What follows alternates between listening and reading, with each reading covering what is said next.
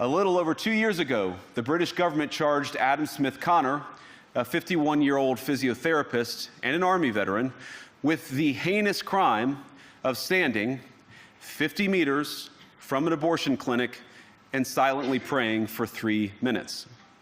Not obstructing anyone, not interacting with anyone, just silently praying on his own.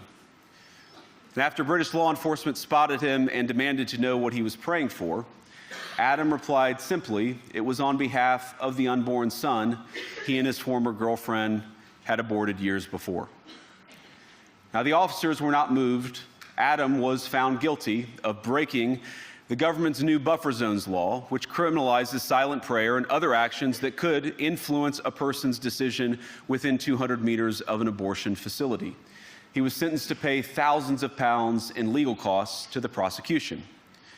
Now, I wish I could say that this was a fluke, a one-off crazy example of a badly written law being enacted against a single person. But no, this last October, just a few months ago, the Scottish government began distributing letters to citizens whose houses lay within so-called safe access zones, warning them that even private prayer within their own homes may amount to breaking the law.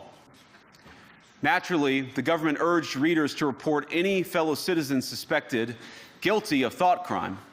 In Britain and across Europe, free speech, I fear, is in retreat. And in the interest of comedy, my friends, but also in the interest of truth, I will admit that sometimes the loudest voices for censorship have come not from within Europe, but from within my own country, where the prior administration threatened and bullied social media companies to censor so-called misinformation. Misinformation like, for example, the idea that coronavirus had likely leaked from a laboratory in China. Our own government encouraged private companies to silence people who dared to utter what turned out to be an obvious truth. So I come here today not just with an observation, but with an offer. And just as the Biden administration seemed desperate to silence people for speaking their minds, so the Trump administration will do precisely the opposite, and I hope that we can work together on that.